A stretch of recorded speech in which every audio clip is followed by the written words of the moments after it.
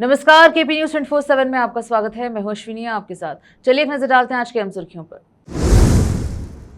बीदर में world haemophilia day पर विशेष कार्यक्रम, जागरूकता और इलाज पर जोर।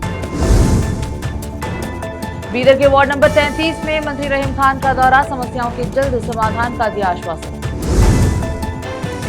निजी कॉलेज में बीएससी की पढ़ाई कर रहे छात्र ने की आत्महत्या, 3 पुलिसकर्मी निलंबित। बस और ट्रक में आमने सामने की जोरदार टक्कर, 4 लोगों की मौत, 12 से ज्यादा घायल। गाजियाबाद के अभय खंड स्थित ग्रीन एवेन्यू में लगी भीषण आग, दमकल विभाग ने पाया काबू।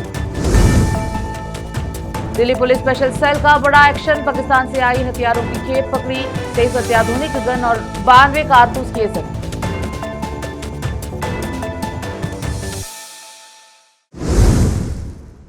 समाचारों का सिलसिला शुरू करते हुए देखते हैं समाचार विस्तार से। बीदर में आज वर्ल्ड हीमोफीलिया डे के अवसर पर एक विशेष कार्यक्रम का आयोजन किया गया।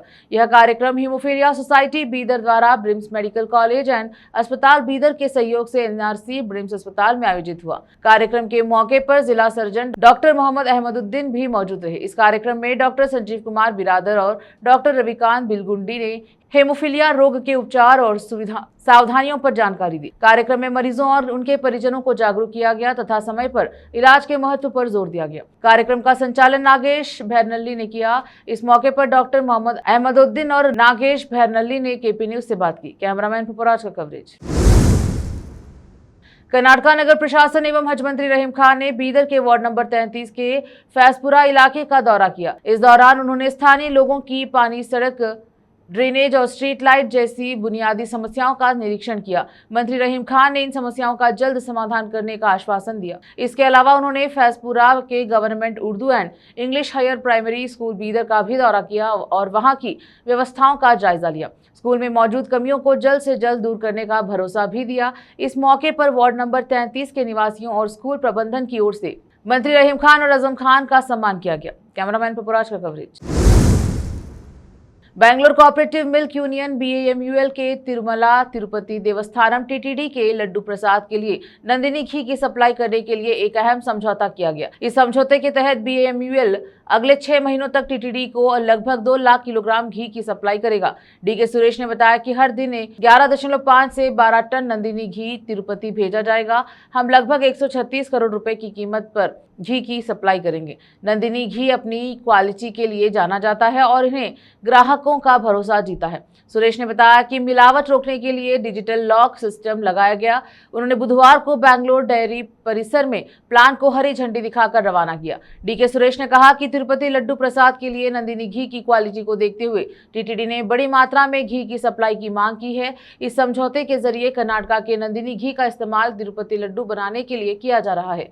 इसके अलावा KMF हर दिन 1 करोड़ लीटर से ज्यादा दूध इकट्ठा कर रहा है, जिसमें से 17.5 लाख लीटर दूध BAMUL में इकट्ठा होता है। लक्ष्य यह है कि आने वाले दिनों में इसे बढ़ाकर 22 से 33 लाख लीटर तक पहुंचाया जाए। तिरुपति लड्डू के लिए नंदिनी घी की वापसी से कन्नड़ लोगों को एक और गर्व का मौका मिला है और इसने राज्य के दूध उत्पादकों में नया आत्मविश्वास भर दिया है। एक कॉलेज छात्र ने कथित तौर पर आत्महत्या कर ली, जिसके बाद पीड़ित के परिवार द्वारा उसकी मौत से जुड़े उत्पीड़न के आरोपों के चलते 3 पुलिसकर्मियों को सस्पेंड कर दिया गया। पुलिस ने बुधवार को बताया कि आदित्य म्यागेरी, जो यहाँ के एक निजी कॉलेज में BSc का छात्र था, उन 18 छात्रों में शामिल था जिन्हें 25 अप्रैल को विद्यागिरी पुलिस ने नशा विरोधी अभियान के दौरान हिरासत में लिया था। पुलिस ने बताया कि वह बागलकोट जिले के बेलूर गांव का रहने वाला था, लेकिन धारवाड़ शहर के गिरिनगर इलाके में अपने दोस्तों के साथ किराए के मकान में रह रहा था।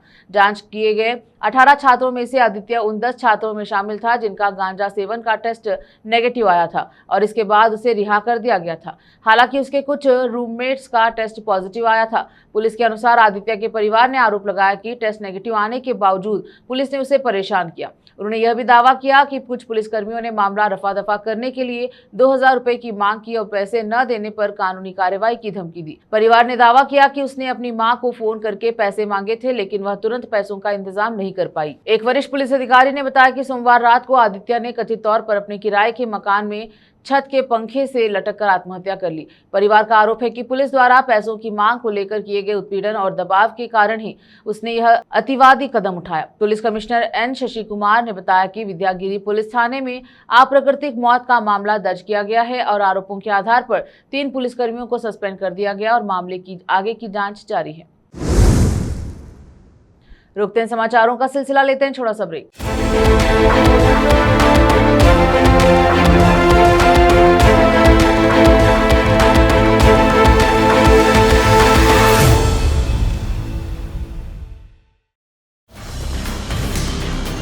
हिंदुस्तान के हर कोने में हम हैं मौजूद। 24 घंटे हालात पर गहरी नजर, खबरों से जुड़े चुपते सवालात,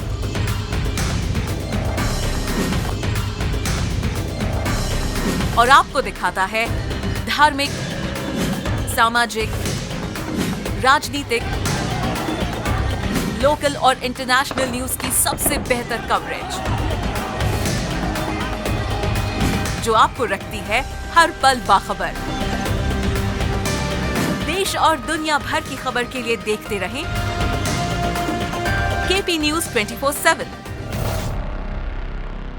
नूर एजुकेशन ट्रस्ट बीदर की ओर से चलाया जाने वाला नूर एमएड और BEd college Bidar, recognized by NCTE Delhi, affiliated to Bidar University, Bidar. Admissions open for the academic year 2025 to 26.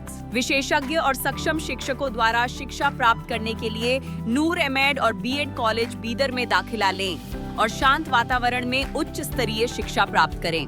Bidar शहर में बेहतर शिक्षा का एकमात्र केंद्र नूर एमएड और BEd college Bidar. For more details contact Noor colony near horticulture centre, Halatgiri के Hyderabad road, Bidar 585403 Karnataka, India. Phone numbers 9945283920, 8050172745।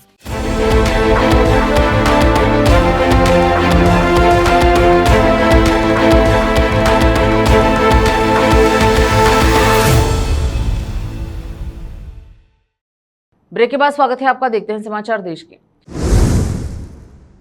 Lokayukta police ने बुधवार को एक केएस अधिकारी और उसके ड्राइवर को एक लंबित आरआरटी मामले में अपने पक्ष में आदेश पारित करने के लिए कथित तौर पर 30 लाख रुपए की रिश्वत मांगने और लेने के आरोप में गिरफ्तार किया। आरोपियों की पहचान नागप्रशांत केएस, विशेष सहायक आयुक्त उत्तर और विशेष भूमि अधिग्रहण अधिकारी 1 KIADB और कुमार जोन के विभाग से जुड़ा एक ड्राइवर है के रूप में हुई है। यलंका के अटू निवासी रवि कुमार की शिकायत के आधार पर लोकायुक्त टीम ने एक जाल बिछाया। अधिकारियों ने बताया कि आरोपियों ने 30 लाख रुपए की मांग की थी, जिसमें से 15 लाख रुपए कथित तौर पर ड्राइवर ने अधिकारियों के निर्देश पर पहले ही ले लिए थे।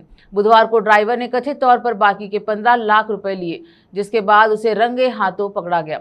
दोनों आरोपियों की हिरासत में लिया गया है और आगे की जांच जारी है। उड़ीसा के सुंदरगढ़ जिले में एक दर्दनाक सड़क हादसा पूरे इलाके को झकझोर कर रखा है। चांदीपोश थाना क्षेत्र के पास मुसाबीरा इलाके में मंगलवार देर रात बस और ट्रक की सीधी टक्कर में अब तक 4 लोगों की मौत हो चुकी है, जबकि 12 से ज्यादा लोग गंभीर रूप से चोटिल हुए हैं। जानकारी के मुताबिक यह हादसा उस समय हुआ जब एक यात्री बस राउरकेला से जगत सिंहपुर की ओर जा रही थी। रात के अंधेरे की वजह से बस सड़क की गलत लेन में चले गई। इसी दौरान सामने आ रही एक ट्रक के अचानक नियंत्रण खो दिया और बस से आमने सामने टकरा गया। टक्कर इतनी जबरदस्त थी कि मौके पर ही अफरा तफरी मच गई। प्रारंभिक जांच के अनुसार ट्रक चालक की मौके पर ही मौत हुई है। वहीं बस चालक और कंडक्टर ने भी बाद में दम तोड़ दिया। इसके अलावा एक यात्री की भी जान चली गई है, जिसने कुल मृतकों की संख्या 4 बताई जा रही है। इस हादसे में 12 से अधिक लोग गंभीर रूप से घायल हुए हैं, जबकि एक को आईसीयू में रखा गया है। घायलों को तुरंत राउरकेला के आरजीएच में भर्ती किया गया। घायलों में से एक की हालत नाजुक बताई जा रही है और डॉक्टर उन्हें बचाने की पूरी कोशिश कर रहे हैं। बताया जा रहा है कि हादसा अचानक हुआ, जिससे यात्रियों को संभालने का मौका तक नहीं मिला। घटना के बाद राहत और बचाव टीम मौके पर पहुंची और फंसे हुए लोगों को बाहर निकालकर प्राथमिक उपचार दिया गया, फिर उन्हें अस्पताल पहुंचाया गया। घटना के बाद पुलिस और स्थानीय प्रशासन ने मौके पर पहुंचकर जांच शुरू कर दी। प्रशासन ने मृतकों के परिवारों के प्रति संवेदना जताई है और घायलों को हर संभव मदद देने की कोशिश कर रही है। पीएम नरेंद्र मोदी ने कहा कि समाजवादी पार्टी जो सत्ता गंवा चुकी है, यूपी की प्रगति से खुश नहीं है। वे यूपी की एक बार फिर पुराने दिनों में धकेलना चाहते हैं, एक बार फिर समाज को बांटना और तोड़ना चाहते हैं। समाजवादी पार्टी विकास विरोधी और महिला विरोधी दोनों हैं। हाल ही में देश के एक बार फिर एसपी और कांग्रेस जैसी पार्टियों का असली चेहरा देखा है। केंद्र की एनडीए सरकार ने संसद में नारी शक्ति वंदन संशोधन पेश किया था। अगर यह संशोधन पास हो गया होता तो महिलाओं को 2029 के चुनाव से ही विधानसभा और लोकसभा में आरक्षण मिल गया होता। हमारी बड़ी संख्या में माताएं और बहनें एमपी और एमएलए बनकर दिल्ली और लखनऊ पहुंचती हैं, और वह किसी दूसरी श्रेणी की सीटों में बिना किसी कटौती के। महाराष्ट्र के नांदेड़ से एक महत्वपूर्ण सामाजिक और राजनीतिक खबर सामने आई है। मुस्लिम वेलफेयर एसोसिएशन द्वारा एडवोकेट नाज परवीन शेख को नांदेड़ जिला महिला अध्यक्ष पद पर नियुक्त किया गया। उनकी यह नियुक्ति उनके उत्कृष्ट सामाजिक कार्यों, विधिक सेवा और महिलाओं के अधिकारों के लिए किए जा रहे निरंतर प्रयासों को देखते हुए की गई है, जो विभिन्न मामलों की पैरवी करते हुए खासतौर पर गरीब, पीड़ित और मजलूम लोगों को न्याय दिलाने के लिए लगातार कार्य कर रही है। समाज में न्याय और समानता स्थापित करने के उनके प्रयासों को व्यापक सराहना मिलती रही है। वे राष्ट्रवादी कांग्रेस पार्टी की नांदेड़ जिला महासचिव के रूप में भी सक्रिय भूमिका निभा रहे हैं। अपनी नियुक्ति पर प्रतिक्रिया देते हुए एडवोकेट नाज परवीन शेख ने संगठन का आभार व्यक्त किया और कहा कि वे पूरी निष्ठा, ईमानदारी और जिम्मेदारी के साथ अपने कर्तव्यों का निर्वहन करेंगे। उन्होंने कहा कि महिलाओं के अधिकार, शिक्षा, सुरक्षा और सशक्तिकरण के लिए वे निरंतर प्रयास करती रहेंगी। इस अवसर पर संगठन के पदाधिकारी, कार्यकर्ता ने उनका जोरदार स्वागत किया और उन्हें शुभकामनाएं भी दी। सभी ने विश्वास जताया कि उनके नेतृत्व में संगठन और अधिक मजबूत होगा तथा समाज सेवा के क्षेत्र में आयाम स्थापित करेगा और सामाजिक कार्यों को नई ऊर्जा मिलने की उम्मीद जताई जा रही है। संवाददाता मौलाना नौशाद कासमी की रिपोर्ट। रोकते हैं समाचारों का सिलसिला, लेते हैं छोटा सा ब्रेक। हिंदुस्तान के हर कोने में हम हैं मौजूद। 24 घंटे हालात पर गहरी नजर, खबरों से जुड़े चुपते सवालात,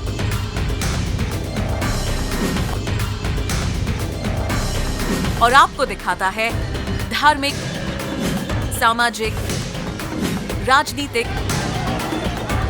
लोकल और इंटरनेशनल न्यूज की सबसे बेहतर कवरेज, जो आपको रखती है हर पल बाखबर। देश और दुनिया भर की खबर के लिए देखते रहें केपी न्यूज 24/7। ब्रेक के बाद स्वागत है आपका, देखते हैं समाचार। पश्चिम बंगाल विधानसभा चुनाव 2026 के लिए दूसरे चरण का मतदान जारी है। बसंत विधानसभा क्षेत्र से भाजपा उम्मीदवार विकास सरदार की कार पर बूथ संख्या 76 पर कथित हमला हुआ। विकास सरदार ने कहा कि हर जगह गुंडागिरी हो रही है, वोट लूट हो रही है। जो मेरे जाने के बाद 250 टीएमसी के गुंडों ने मेरे पर हमला किया, मेरे सुरक्षाकर्मी की गन भी छीन ली। उत्तर प्रदेश के गाजियाबाद के इंदिरापुरा स्थित हबेखंड इलाके में उस वक्त अफरा तफरी मच गई जब गौर ग्रीन एवेन्यू सोसाइटी में भीषण आग लग गई। आग इतनी तेजी से फैली कि पूरे इलाके में धुआं ही धुआं नजर आने लगा। सूचना मिलते ही दमकल विभाग की कई गाड़ियां मौके पर पहुंची और कड़ी मशक्कत के बाद आग पर काबू पाया गया। फिलहाल प्रशासन और फायर ब्रिगेड की टीम स्थिति पर लगातार नजर बनाए हुए है। दिल्ली पुलिस की स्पेशल सेल ने अंतर्राष्ट्रीय हथियार तस्करी रैकेट का भांडाफोड़ करते हुए बड़ी कार्रवाई की है। पुलिस ने पाकिस्तानी खुफिया एजेंसी आईएसआई के इशारे पर ड्रोन और बॉर्डर रूट के जरिए भारत लाई गई अत्याधुनिक हथियारों की खेप बरामद की। इस मामले में कुल 9 आरोपियों को गिरफ्तार किया गया है। पुलिस के मुताबिक बरामद हथियारों में जिगाना और ग्लॉक जैसी विदेशी पिस्तौल शामिल हैं। कुल 23 अत्याधुनिक हथियार और 92 कारतूस जब्त किए गए हैं। इसके अलावा बिहार के मुंगेर में बने देसी हथियार भी बरामद हुए हैं।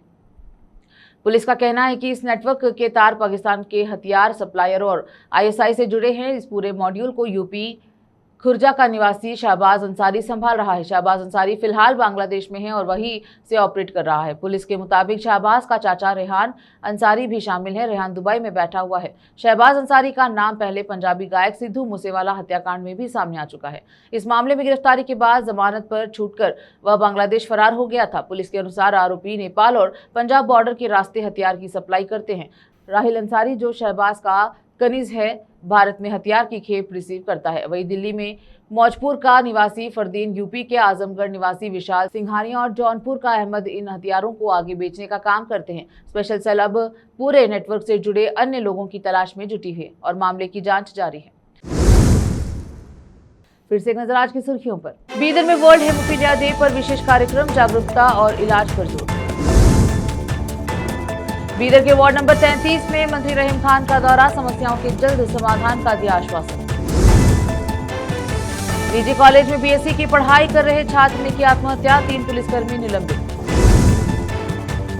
बस और ट्रक में आमने सामने की जोरदार टक्कर, 4 लोगों की मौत, 12 से ज्यादा घायल। गाजियाबाद के अभय खंड स्थित ग्रीन एवेन्यू में लगी भीषण आग, दमकल विभाग ने पाया काबू। दिल्ली पुलिस स्पेशल सेल का बड़ा एक्शन, पाकिस्तान से आई हथियारों की खेप पकड़ी, 23 अत्याधुनिक गन और 92 कारतूस किए जब्त।